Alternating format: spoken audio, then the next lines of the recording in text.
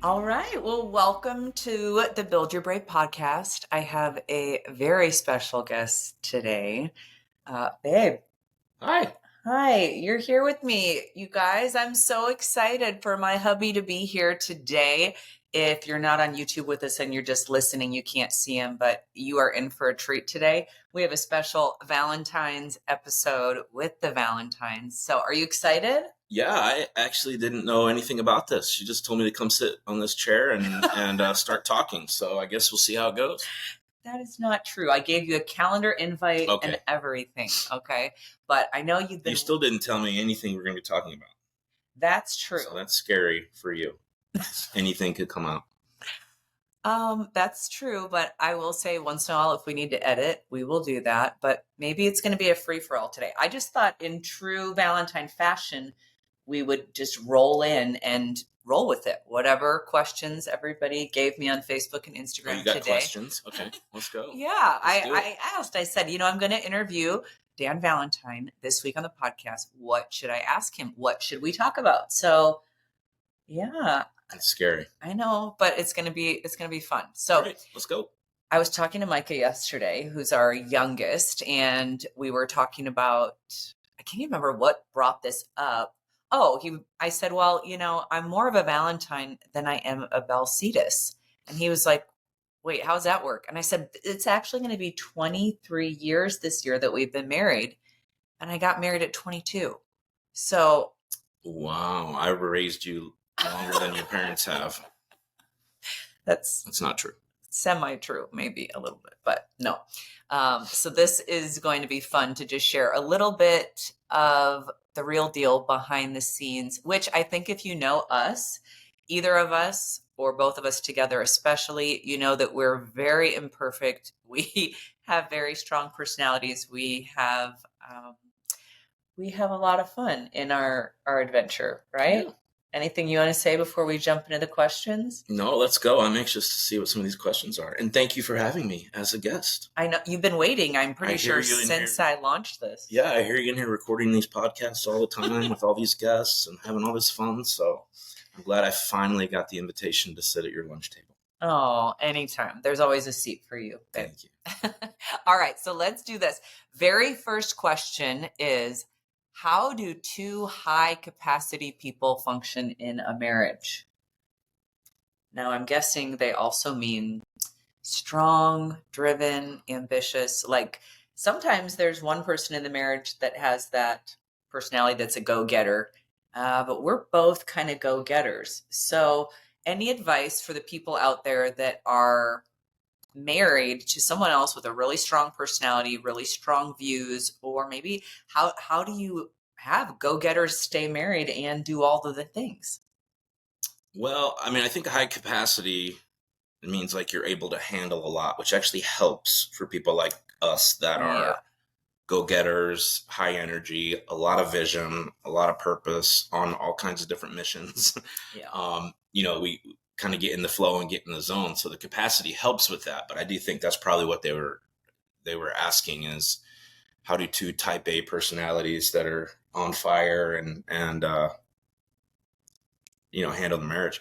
I don't know. It's been a dance, I think, from the beginning. I don't think either of us we are semi-independent, or maybe really independent. It's like semi. I don't know. Well, I just mean I don't want this to sound like a cop out, but I think it's difficult if you were leaning on me to get every single one of your needs met, or if I was leaning on you to get every single one of my needs met.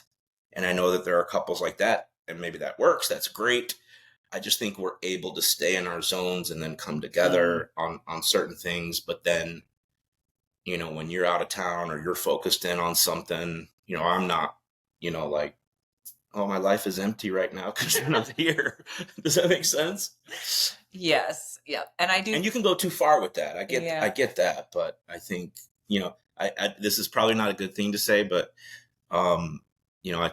I've told Megan for years, I just don't know that I'm going to be able to provide that for you about certain things. I think you need to go to God for that, or find a good girlfriend for that. And so anyway, we're still working on it. Yeah. I think over time, though, we've tried to find our way when it comes to meeting each other's needs versus also that is true, like going to God and not looking just to each other because I mean, you do tell me often, you're like, yeah, well, I'm going to fall short if that's the expectation. And I tend to have a little bit of an issue with unmet expectations. I'm not afraid to expect the world and yet not communicate anything, which, ladies, I'm sure you're recognizing. I'm not alone in that. But I think, yeah, there's just something to be said about when we both have like these goals and dreams and vision that we have together, but then we also have things that we both feel called to that are separate and kind of on our own. And I think that helps a lot. That, I mean, we do have the shared vision in some areas, but then we also kind of have our own lanes. Yeah. And I think it's looked different in different seasons because I know when we first left, pastoral church ministry, we moved to Arizona and we were suddenly alone working out of our house.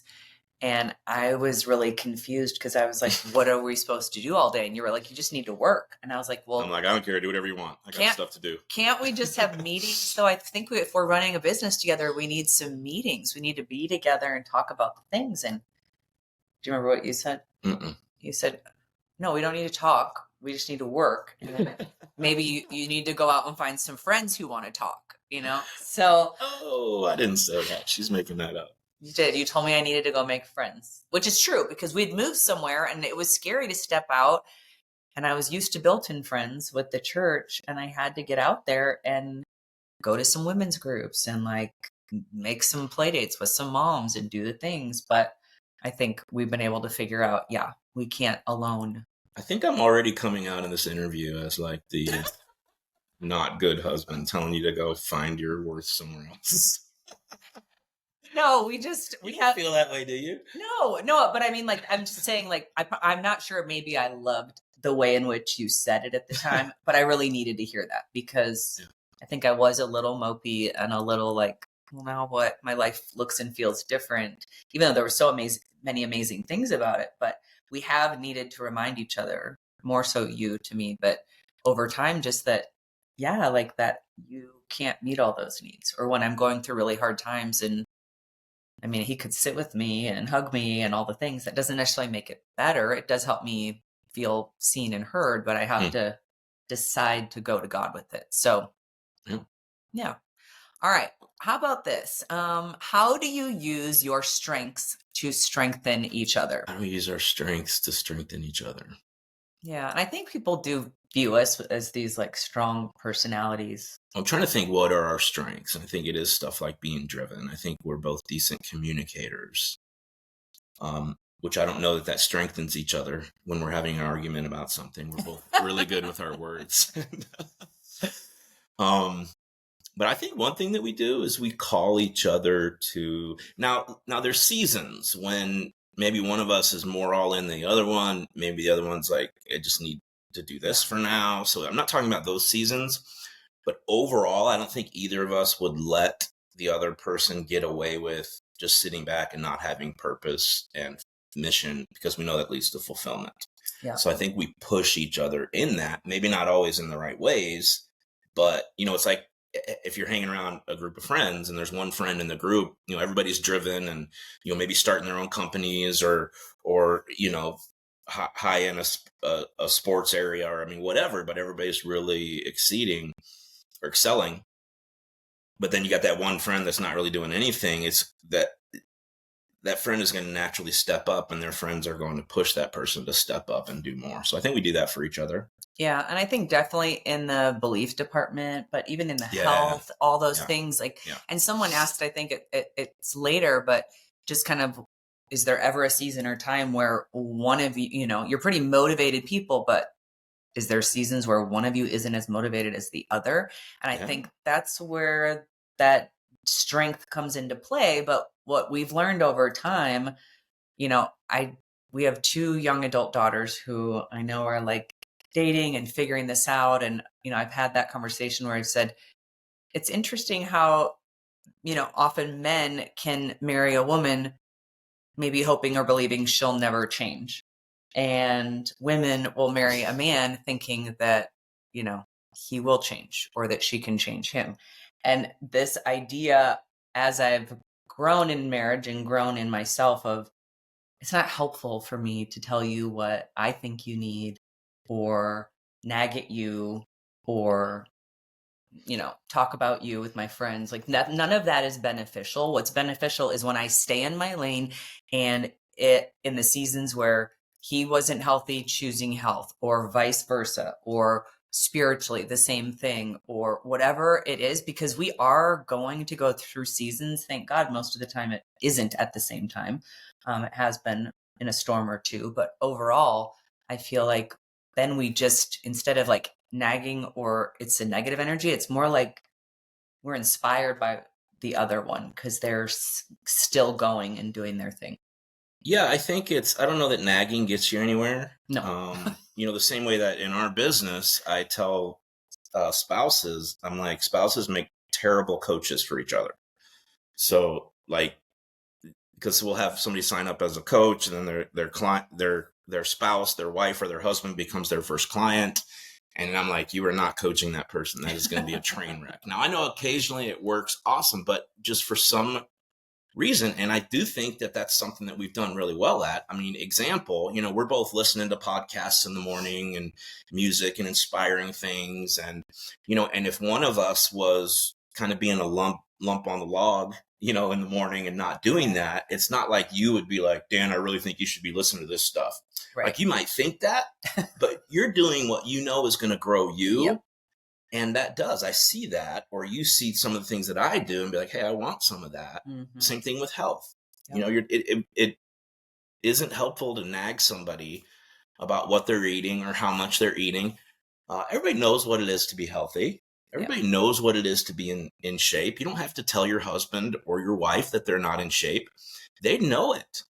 But you living healthy and making healthy choices will inspire them, or at least make them notice that they're not being as healthy as they could be.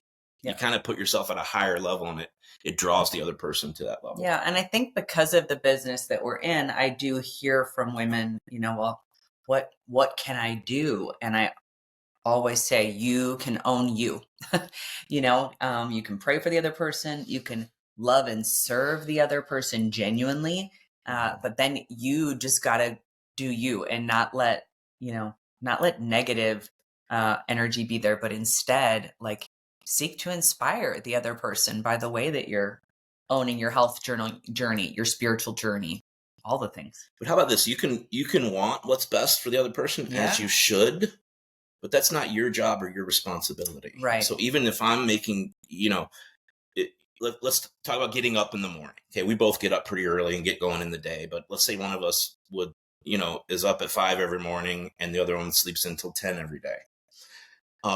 You know, it's my job to make sure I get up and I do what I want to do during this day. Yeah. It's not my job to make sure you get up. If you want to lay there till 10 every day, I know you're not going to enjoy it, especially when you're watching me getting up at 5 and getting back from the gym and already getting my day going. You're going to be like, dang it, I want some of that. Yeah. So I think when you better yourself and do the things that you know is going to make you a better person, at least in our relationship, that naturally inspires the other person. And you're not like, oh, it's been 2 days, they're not inspired, I need to drag them along.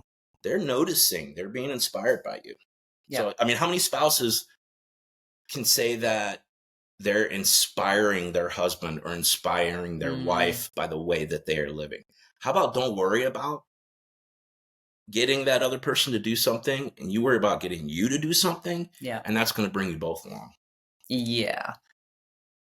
I'm just going to leave a dramatic pause there, because I think it's hard. But at the end of the day, the people that see us the most should love us the most and respect us the most, you know? And I think you can do the dance and show up how you want to on social media and like how you want to with certain friends, but who you are in your home when you're on your worst day, I think that can really affect your marriage, you know? And so really just taking some personal responsibility on you, and then being amazed at what can happen when you surrender that. And that is a good word from you, because I've had to do some serious work over the last couple of years to not be this, have that savior syndrome of like, Mm. why am I taking on responsibility Yeah. for all the people in my house, Yeah. which is a train wreck, because by the time your kids grow up and they start making their own choices, you can't blame yourself for everything or feel bad that you feel like you didn't do a good enough job. Like, people are people, they got to go their own way, learn their own way. And ladies, you just can't, you're not the savior, right? Yeah, but that's good. You can lead them to the one who is, through your demeanor, through your love, through your servant heart, so like one more example. Yeah. If you want your kids to love Jesus and love worship, and like, it doesn't mean they're going to do it right now, but show them what that looks like. Yeah. Like, not just when you show up at church on Sundays, but let them see you, like our kids see you, in the morning when they're coming in, there's worship music going, and we make fun of you sometimes. You'll be kneeling in front of the glass door looking out the backyard, and we'll be like, oh, what's mom doing? We know what she's doing, but no, but it's inspiring. Like, we respect that, and the kids see that regardless of what they do right now. Make them want what you want, if that makes sense. Yeah, I love that. Okay, what's next? All right, let's talk about, okay, so there's a lot where we're very similar, right? Our strengths, a little bit of our drivenness, our ambition, those kinds of things. We also have different personalities. We're different in some ways. Our love languages are different. So I don't know, how do we live together and thrive together in a marriage and a family and running a business together with these different personalities, different ways of working, different needs? Well, I mean, I'm a man and you're a woman. So it's like, if you grew up in an English speaking household, my love language is English. It's easy to understand. Yours, I'm still trying to learn the language. So I think a lot of grace is needed there. But I think it is, in all seriousness, it's, I think sometimes guys are a little more simple when it comes to their love language. It's harder for guys to notice what their wife's love language is. And you have to be just so intentional about it. Not that it comes easy for you. Yeah. And I don't know that I'm always the best at that, but I think it's the little things. I think it's, I think it's important. Well, the thing is, I really love you. I think you're awesome. So, people will tell me sometimes, because I'll brag on you on social media and stuff, and people are like, oh, I love how you do that, for your wife. I'm not doing that so that you'll feel loved. You're not? No. Oh. I'm doing it because I actually love you. I don't know if you can understand the distinction between that. The desire to speak somebody's love language and make them feel loved starts first with you actually having a passionate love for that person. Yeah. And I think before you learn all the love languages and, piece together the cobble together the structure of what love looks like fall in love with your spouse again. Like, I'm really in love with you. I always have been, and I always will be. And so that's why I brag about you on social media. That's why I slap your butt when I walk by you. That's why I do a whole lot of other things I can't talk about on here. But it's just, I love you. And so it comes out. Yeah.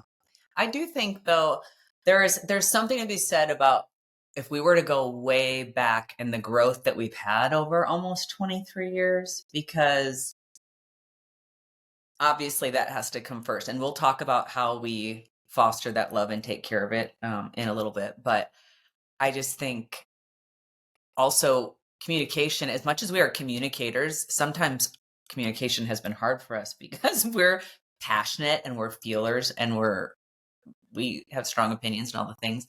And I feel like over time, it's taken me letting go of, like, again, what my expectation was of marriage, of what my husband should be and do. And I used to think marriage was going to be awesome, but when I let that go, it's been great. Stop it. Then. No. Did you guys get that too? This is what happened. If you're listening, is that what came across to you? No. But I'm glad that you my point resigned is yourself to the fact that marriage is going to be it's amazing. A march to the gulag.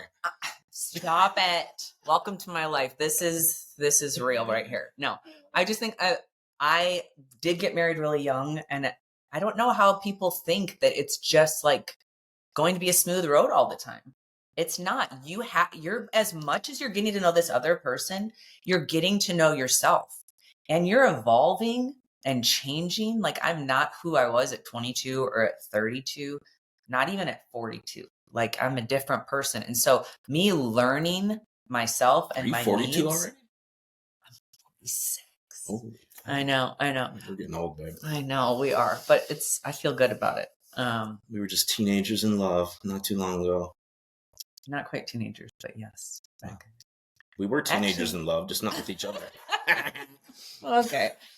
Long story short, I just think we've had to learn how to be able to communicate and have those conversations about our needs and recognize that we're different. And honestly, I talk to a lot of women who make the mistake. I don't want to be, I guess I don't want to be judgy. I'm just going to say, even. No, be judgy. You can do it. No, but this is a conversation that has come up multiple times. But, I think what we do sometimes is we withhold, like, speaking their love language until we think that they've done the job of speaking our love language. And that never works. It just never works. Like, if you are really hoping that something is going to happen in your life, like, show up and serve and love that person and meet their needs and watch and see what can happen. And I know it shouldn't ever have, you're probably thinking that, like, it shouldn't ever have to be like just a choice or like that you're doing it just because. But there are times and seasons, though,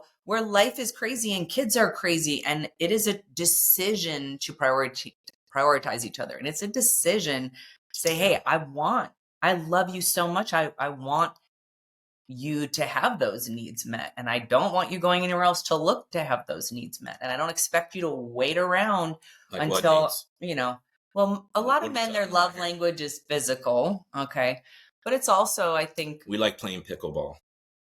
Yes, not quite that, but yes, it's sexual, it's all of those things. And for women, a lot of times we want to have our emotional needs met and be seen and heard and loved and like all of the things. And so I just think we've had to work hard at it a little bit over time. And then some of it is natural because we protect and foster that love. So it's like both and. Does that make sense? Yeah, I just think I need to not be worried about whether you're going to meet my needs or not. Yeah. I need to trust that you're going to meet those needs. Yeah. And if you don't, so you came in with expectations. I came in with lower expectations, not for you. I just understand what life is. Yeah. And crap happens. It is what it is. So when I say, hey, I love you no matter what, it's like, hey, this is a crappy season. It just is what it is. It doesn't mean I'm thinking about leaving. It doesn't mean that, or we just had a big fight or something. It's like, that just is what it is. Yeah. So I think instead of me focusing on that, I need to focus on meeting your needs and trust that you're going to meet my needs and vice versa. Yeah. And I think too many times we're too focused on, am I getting what I need? Am I getting what don't worry about that. Meet somebody. I mean, isn't that the way? Anytime you go to serve somebody else, whether it's your spouse or the man on the street or whatever, when you go to serve somebody else, you always get blessed. It always comes back. I'm such a believer in the law of abundance and reciprocity. And I think it's the same in marriage. Like you want your needs met, go out of your freaking way to meet your spouse's needs. Because you know what? They're going to feel like a moron if they don't start meeting some of your needs, unless you just have a real jerk for a husband or wife. Yes, so true. And I think these different personalities play out, in different times too. Because I think we've had to learn to respect the way that, like, how you want to work out, and it's different than I want to work out. We don't do that together a lot, the way that maybe you want to celebrate and I want to celebrate. I know birthdays, we are dramatically different, right? I mean, I plan my own parties. I love the surprises. I love the gifts. And you're like, I'm good. I'll let you know that day. If I feel like doing something, don't plan anything. We grieve differently. We process differently. Mm-hmm. And so I think that, idea of understanding, hey, we're going to be different, and it doesn't have to, the way you do it doesn't have to look like the way I do it. And it's okay to have our own things. Yeah. Yeah. Accepting those differences and not trying to get the other person to be like you are. It's like, that's okay. You like to party on your birthday and a surprise, have a surprise party. Like, I would be livid if I walked into a place and there were a bunch of people there that I did not know about ahead of time, and my whole night got ruined because now I have to entertain all these people. Yeah. Like, I would absolutely hate that. Yeah. You would love that. You'd be all over that. Yeah. Okay. So that's okay. Don't throw me surprise parties, and I'll let you throw your own surprise parties for you. Exactly. But I'm saying that's what we've learned over time. That wasn't always like that. There was a little bit of like, yeah, okay, it's called maturing. I know. Yeah. Do you need me to go to this with you? No, I don't. Because like, just ask. Quit making people guess. And be honest about it. Because that's where women, a lot of times I feel like we get in a little bit of a mess. We're trying to figure out what we think the right answer would be and what would go over the best in the process. Like, inauthenticity does not help the situation. So no, my Lord, I don't want to beat around the bush and try to figure out what you're actually thinking. Like, just tell me what you're thinking. Like, what, I don't know, which do you want to do? I mean, if hey, we're going to go to dinner, I don't really care. Oh, well, let's go to, let's go to Arrowhead Grill. Oh, I was really hoping we'd go to so-and-so. Why did you say that at the beginning? Because I don't care. Don't yell at everybody. Sorry.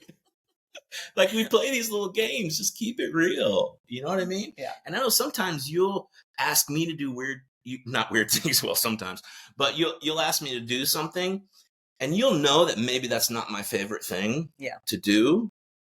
And so you will so try to let me off the hook and tell me it's not a big deal. And hey, if you get a second, can you do blah, blah, blah? And I'm like, I just want you to go, Dan, that needs to be done. Okay. So whenever you can you handle that, please? Yeah. Like, instead of all the, hey, maybe if you get a second, I hate to bother you. Because then I'm like, am I that big of a jerk where you have to tiptoe around asking me to do certain things? Hey, there's some guys who So wish I'm getting their into some wives therapy were sessions nicer, here. But I know you try so hard to take care of me and make sure that my feelings don't get hurt, or that I don't have to do something that I don't feel like doing at any time in my life. Okay.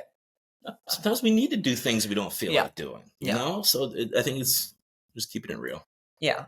And keeping it real has been something that happens in our marriage, and sometimes we're all about it. And sometimes, ladies, we don't love that, So it's also learning how to take it with a grain of salt and be open and curious that if this person really does love me and they are for me, then what is it that they're saying? And can I hear them, even though my flesh might be offended, or my flesh might be sensitive, or my flesh might be like, my ego's getting in the way or something. But if I can go, wow, if this person that I genuinely know is like my greatest cheerleader and wants the best for me, could I maybe look for the gold or the truth in that? Right.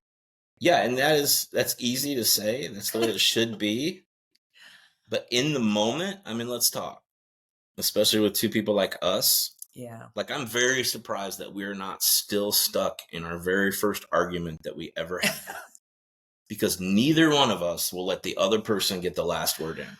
Like, we absolutely must say that last word. So I don't know how we got out of it. Like, whenever we get into something, it's that, you got to put that one little thing in, that one last dig, that one. And I think that's our strong personalities. So it's hard to do that in that moment, but that's also where you have grace for the other person. And I inside, I laugh sometimes. I'm like, that's so funny. She cannot let this go. Like, watch. In my head, I'm going, I'll say something. In my head, I'm going, well, she's going to say something, one more thing. And then you do. You like the last word too. Oh, and then I'll say something just to see if you'll say something again. Like, it is what it is. You know what I mean? I'm not like, well, I really wish you would change and not always have to get the last word in, because that really bothers me. And I wish you would just walk away. I don't care. Yeah. Like, let's live a little. That's what passionate people do. Yeah. It's not crumbling my world. I mean, is that wrong? I'm not saying we shouldn't ever get better at anything, but there's some things that's like not a mountain you need to die on. Yeah. Passionate people are passionate people. Yeah. Yeah. And I think, I was laughing that there was some people asking, well, can you please, we would love to know how you two resolve conflict. They're wanting some marriage advice. And I was like, that might be an area that we need to save for a different episode with some other expert, because I don't know that we have it, but we've gotten better. I don't have a problem with the way we solve conflict.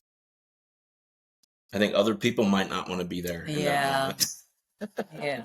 It's been interesting though. I mean, having kids and having passionate kids, helping them understand that too. But I think one thing that has helped me this much, I'm not saying like in the heat of the moment, I'm not whatever, but is learning the Enneagram. And I know Dan's like, I don't know what he'll think about the Enneagram, but I'll tell you exactly what I think about the Enneagram. Okay. Well, I don't want to box you into that because I know you don't like to be boxed into a number or anything. But Dan, I would consider Dan an 8. He refuses the test, which most 8s would do. But what I love is, and I'm a 3, and I have actually learned a lot through that tool. And one of the things that I think is interesting is when you really care about someone and you learn more about their core motivation and their core fears. And a lot of times in conflict, we are tapping on each other's core fears. Like something has triggered, if it's for me, it might be betrayal, or I want to be admired and respected. And if I feel like maybe you saw this huge weak area in my life and now I'm exposed and something gets triggered in me, it's not beneficial. Still working through that. But what has helped me is envisioning like the 8-year-old, the 10-year-old Dan, who maybe some of those core fears, it could have been abandonment or rejection or fear. Well, that's a sad road to go down. But but here's the thing though. It leads me to a place of compassion instead of. But you're not doing a very good job at that, Dan. I'm going to start acting like 10-year-old Dan. It would have been Danny at the time. Next time we get into I need to put one of your little.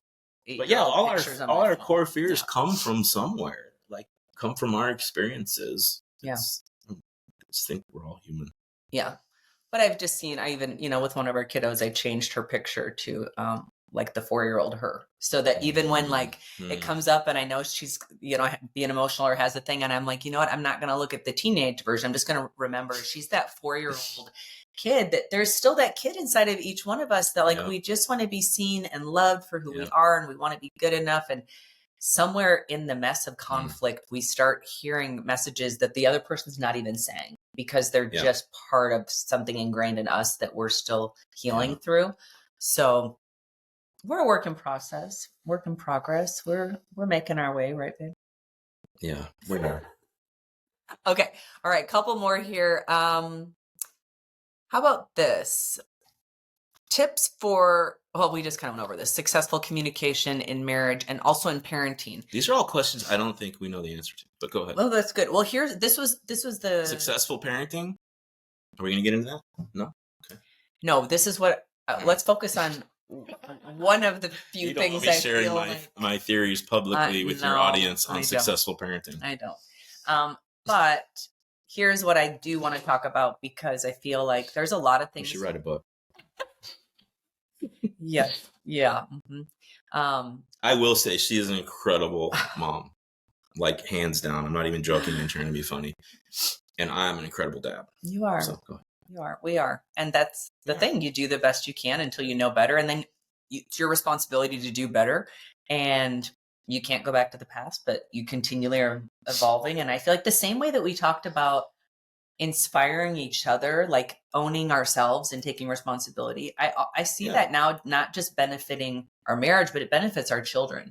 They're older and they're seeing how, like our love is steadfast, it's stable, like we're committed to these core values and beliefs in our lives. And, I don't know. So I think that's been beneficial. But the area that I wanted to focus on and talk about, because a lot of people come and say, you guys talk about how you do date night on Friday, but I don't know how to do that, because in our lives, we're busy. We've got kids, we've got this, we've got that. But then they also, when answering some questions, they will acknowledge they feel a big disconnect, And so I want to talk about how us fighting to prioritize that and a few of the other things we've done have helped to foster and guard that piece of our life in the midst of a lot of other chaos and all the things. So I feel like we decided way back when. I can't remember the moment, but it's been a long time. Over Yeah, and I 20 think years. that's what made the big difference is making a commitment to it on the front end. Anytime you make a commitment, it's easy to let things come in and kind of lower your commitment to your commitment. And we just never really let that happen. Yeah. So something was going on a Friday night, we would make it up on, another night of the week, and we just became so committed to it that nothing else could ever sneak in. So now it's just what we do. Yeah. Which is good. Like if you don't do that, if you're listening, you're like, man, that would be awesome. Commit to it. Yeah. And even if you're like, I'm not sure what we're going to talk about, I'm not sure what we're going to do. Okay, we'll go sit and stare at each other then. Like you'll figure out something to talk about. Like make a commitment to the thing, whatever the thing is, whether it's a lunch or whether it's but if you're like, hey, let's try it. And hey, we need to go. This is what people do. We need to go on more dates. I think it was the specific commitment. Like we're going to, and it was because we were both working so hard in the ministry and we could have something every night of the week. And we're like, we got to have time for us.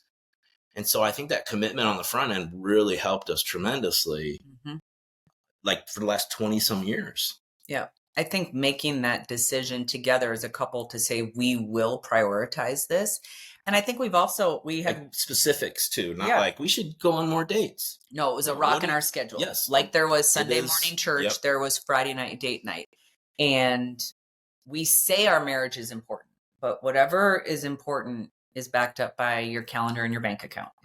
And so you can look at your calendar and bank account and know where your priorities are. And so we had decided we didn't want just marriage to be important in this ethereal place, but actually in our calendar. And we had made a decision too, after watching different family members and friends and people like where their kids were up and gone and what was left of them, if their whole life revolved around their kids. And so we just made a decision, and I think that really benefited us, and being able to maybe go on an overnight quarterly and have a trip by ourselves once a year, and being able to do some of that has really helped create that actual like love and passion that can be hard in the midst of sports and homework and jobs and all of the things. You have to know that there's you just said it can be hard. I think people let things go when they get too hard. And like you can do hard things. Commit to, if you're committed to church on Sundays or Saturday nights or whenever you go, chances are you probably show up every week, no matter what. Yeah. Right. Especially if you're the pastor or you work at a church or whatever. But like, that's something that's that important to you. Is your marriage that important to you? Is,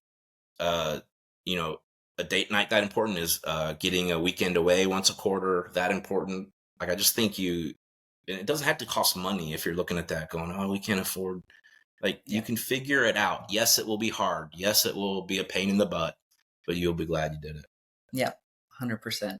And, someone else said, can you talk about dreaming? Because sometimes, maybe there's one person that's a little bit more of the dreamer than the other person, or maybe people have separate ideas of where they want their lives to go or what they want to accomplish.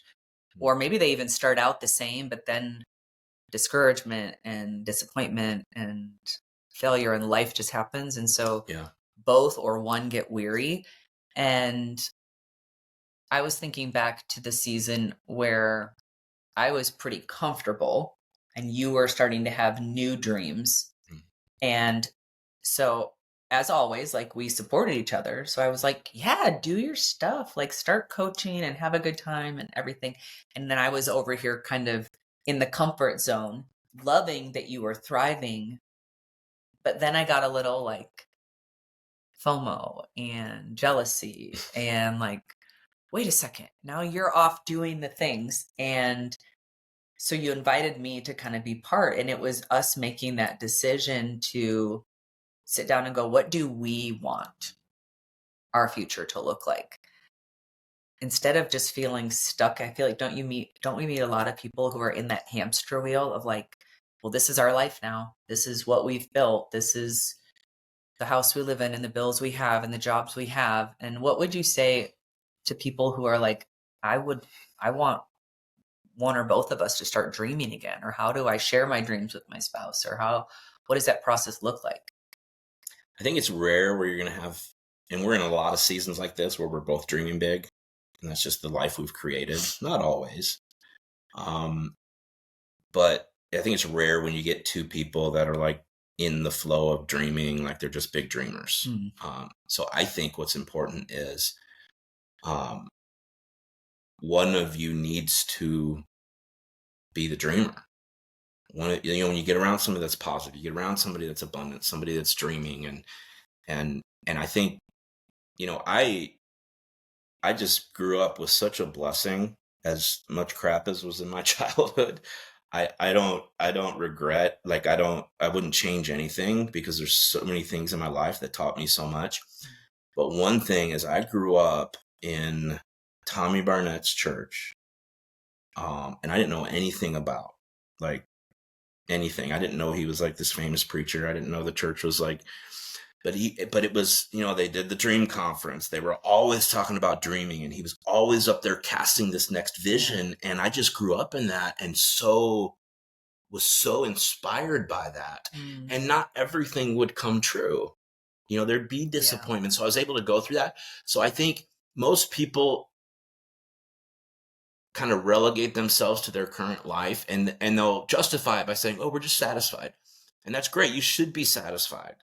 You should be grateful for what you have. I don't know about satisfied, but if somebody was to ask you, there's more that you want.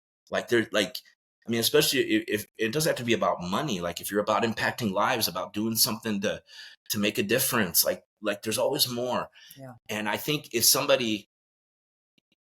you can't be afraid of being discouraged and disappointed if the thing doesn't come true. And I think people kind of go into their dreaming shell because they've been disappointed and they don't want to get disappointed again. And if one of us is ever not dreaming, God forbid we both stop dreaming. Yeah. And we both go into our shell, because like all is lost. You know what I mean? Yeah. Like one of us has to be okay with, we're going to give it a freaking shot, fail or not, fall down or not. It doesn't matter. We're going to go for it. Yeah. I can't imagine any other way to live life, honestly. Yeah.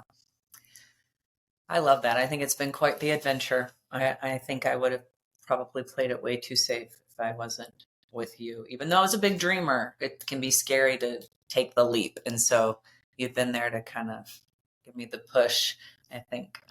So I'm really grateful for that. And I do want to speak to the women out there for a second. And I know that... Me too. Yes, you too, babe. Wait, no, I'm just kidding. Go ahead. No, I recognize that, some of the women that come into our business, a lot that maybe even listen to this podcast, they have been awakened to what is possible. Yeah. And that there's more for them. And it also demands a bit of a commitment, if you're raising kids or having another job, or that there's like a better version of yourself stepping into that. It feels hard, but it feels exciting, and it's an amazing process.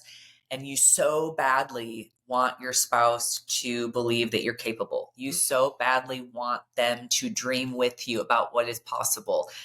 You so badly want them to be like they're your biggest fan and all of that. And so I often have women who are like, well, what do I do if they're not fully supportive, or they love me and are going to let me try, but they get frustrated easily if life isn't happening in the way they thought it would, or if this isn't moving. They don't really believe in you. Yeah. They're just kind of letting you do your thing. Yeah.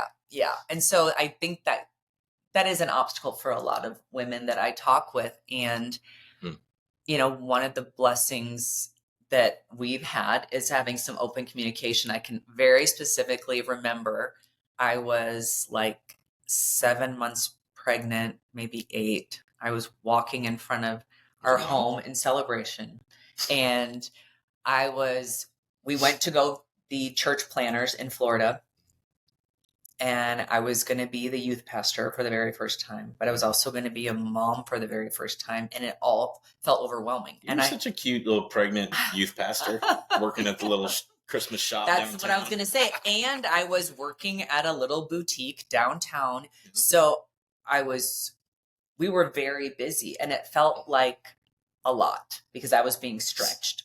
But I also wanted, I was literally being stretched, but I was also mentally, emotionally, spiritually, in every way. And I called my mentor and I was like, I just feel like I'm going to fail.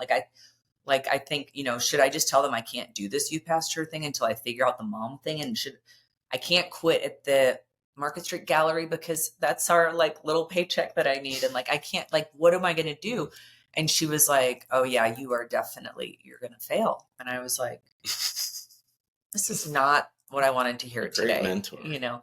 But she said to me, she goes, my suggestion would be choose what you fail at. And I was like, oh, well, I'm unwilling to fail at being a mom. You chose wife, didn't you? No, I'm just kidding. You are the worst.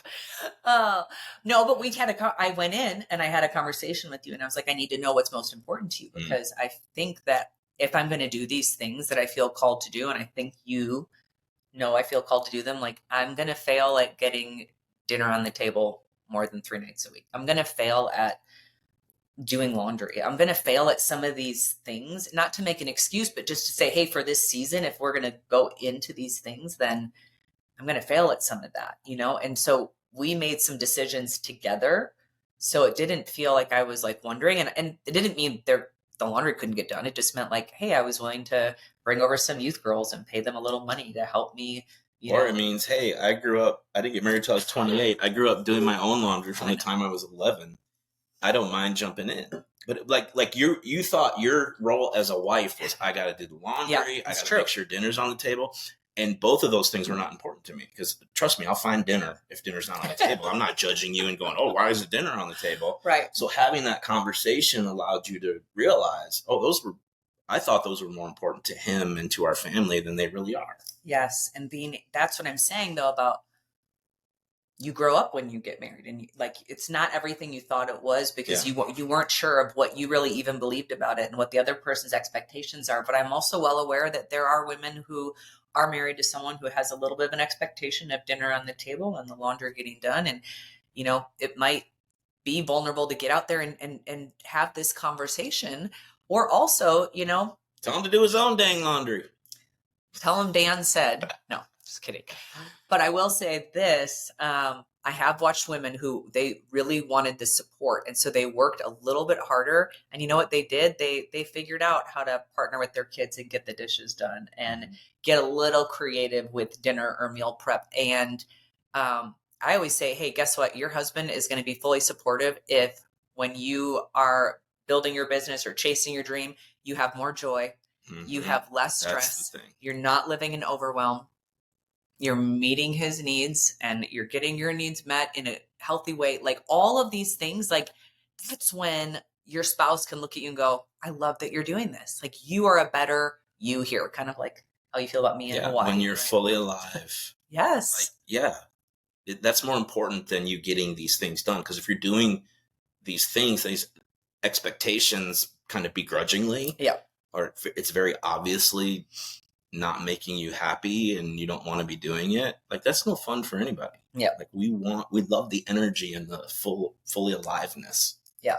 So doing those things and finding those things that make you feel fully alive on your own and then showing up to the marriage that way. That's a game changer. And it's hard to show up to the marriage that way if you're not feeling that way on your own. Exactly. You can fake it till you make it, but I don't know how effective that is. No, because that always runs out. Yeah, totally. I love that. All right. Well, I feel like we covered a lot of things. Is there anything that we didn't cover or any piece of advice that you want to give as we get ready to close, or any word of encouragement or anything like that? Is this the one where we're doing the how to have a healthy sex life in marriage? No, this is not that. Oh, that's the other one. Okay. I mean, if you have some advice on that, just I may edit it out, but feel free to. I'm interested to see. I got nothing. That's what I thought. I got nothing. Oh. I have held my tongue a couple times here, babe. We're at some really funny jokes, and I didn't think your audience would appreciate it. So. Oh, thank you. Yeah, that was very thoughtful of you. Well, ladies, and gentlemen, because I have a feeling we'll bring in some men for this episode. They find you entertaining, I'm just going to say. So anyways, I hope that you enjoyed this. I just want to encourage you that, marriage is wonderful. It's worth fighting for.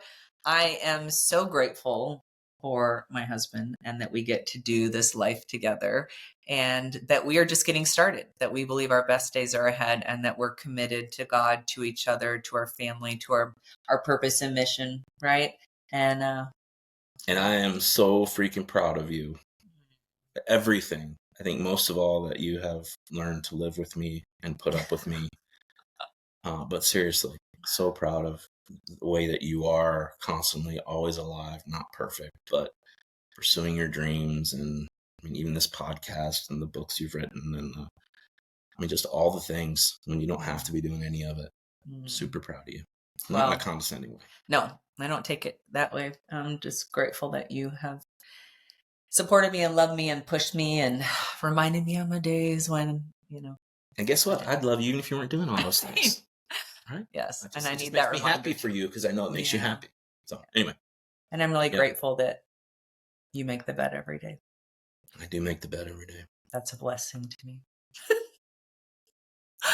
Ladies, I pray blessings on you. Maybe you can find a husband that makes the bed, or that chases his dreams and becomes his best self, and that inspires you daily. And if you're in the middle of a marriage where you're not feeling that way, hey, pray, believe, own yourself, take some responsibility, own yourself, and trust that God is going to continue to reveal, and have gratitude.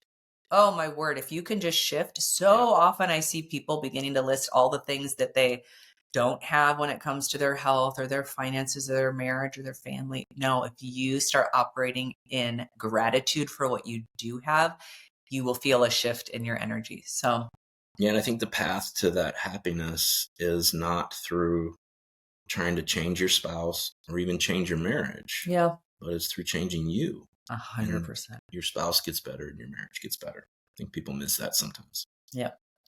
All right. Well, we're going to close, and I'm going to say a prayer for all of you. And I just know that God's going to help get this message exactly where it needs to be. So if someone was on your heart and you want to share it with them, or you just want to share it to a story or wherever, then please do that. But let's pray quick. Father, we thank you so much for all of your blessings and for the way that you have orchestrated just whoever is listening to this right now, that you would encourage their heart, that you would get them excited about the future and the plans that you have for them, God, that you are faithful to complete the works you've begun. And I believe right now for every man or woman that's listening, God, that you would give them an excitement, Lord, as they recommit to you, as they recommit to the purpose that you've given them, and to love their people really well, God. And I pray that you would help all of us to just take responsibility, show up well, live our best life, God, and believe that you are going to work out all of the rest. We're so grateful for you, for what you've done in our lives. And I'm grateful for my husband. Happy Valentine's Day. Amen. Amen. Happy Valentine's Day. All right. Love you guys. Have a great week.